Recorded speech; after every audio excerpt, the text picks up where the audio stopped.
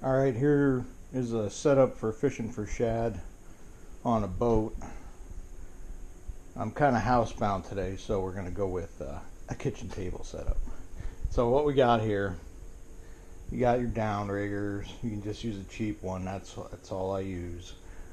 You're only going down 9 feet tops generally in the river, and the fish run 2 feet off the bottom, so basically you're only going down 6-7 feet. I set it for 2 to 3 feet off the bottom. I'll take a rod and just throw on a 3-foot piece of fluorocarbon and a flutter spoon, hook it to the downrigger, leave out about 12 feet of line. So that's what you do with that. If you don't have rod holders, you can throw on some of them portable jobs. I put them all over the boat, especially if I have aluminum. I like to have them in a certain position, so I still have them. We'll use, sometimes the guys will use line counter reels. Are great because when you send out, say, your Rapalas with your spoons on them, which is what this is, it's a Rapala SR7. There's another SR7, get a good look at that, and that's an SR5 over here, a couple pair of those. I always put 2 of each out, and one goes out about 60 feet and one goes out about 45 feet. And they all run to depth generally right in the strike zone, 3 feet off the bottom, 2 feet off the bottom, whatever. It depends on the current. So you have to maybe adjust them out a little or bring them in a little bit, but you'll figure that out as you go. Every spot's different. Every spot is different current. And over here, what we got. This right there is your Big John Dipsy diver, and they come in all kind of colors and whatnot, but basically what they do is you put on again a 3-foot piece of fluorocarbon and a flutter spoon.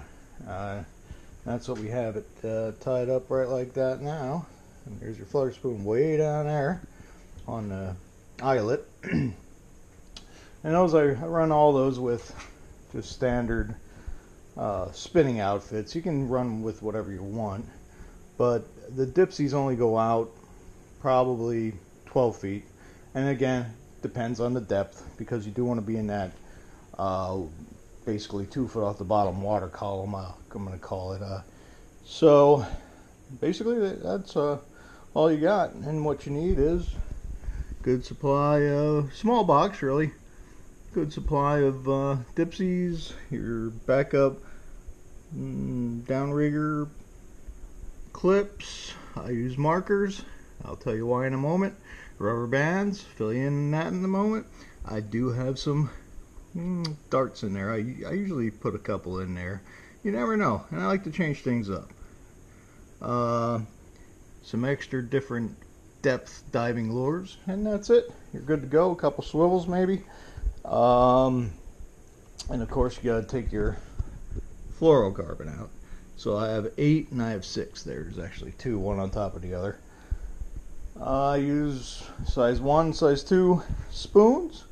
That's what's in the boxes here. I don't take all of them out. I know exactly what I'm going out with and how many I'm going to use. Generally I take maybe, I'd say about 50 out, just to have a good assortment. You never know what colors work better. I do believe colors make a difference. Actually, I would swear on it. But anyway, that's the whole sum of everything. Downrigger, 12 feet out. Your SRs, anywhere from 45 to 60 feet out. Your Dipsies, probably going to be about 12 feet out. Sometimes I leave them out till I hit the bottom, and then I bring them up about 3 feet. So hopefully that helps. And getting on to the rubber bands, I tie them on the line when there's debris in the water.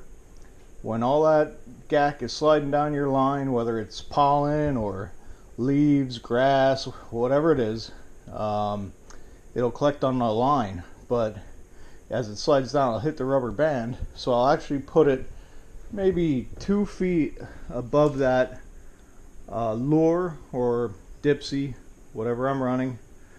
Sometimes 3 feet, it all depends. And it'll gather all the all the gack up, so to speak, and that's a good thing because you don't have to put up with it, and it won't foul up your rig.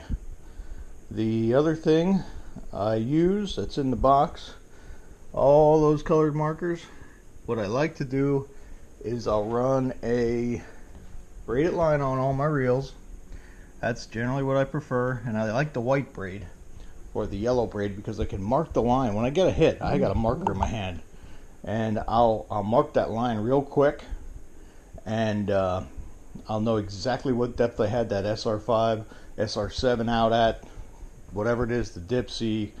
It gets you in the zone. Every time you cast that rod out and put it in that same rod holder, you're going to be right in the fish zone because you have that mark there, and that's what they hit last time. There's no more adjusting. Game over and game on. Fish on. So, well, that's it from hardcore here today. So I hope that helps. Good luck, tight lines, and good fishing.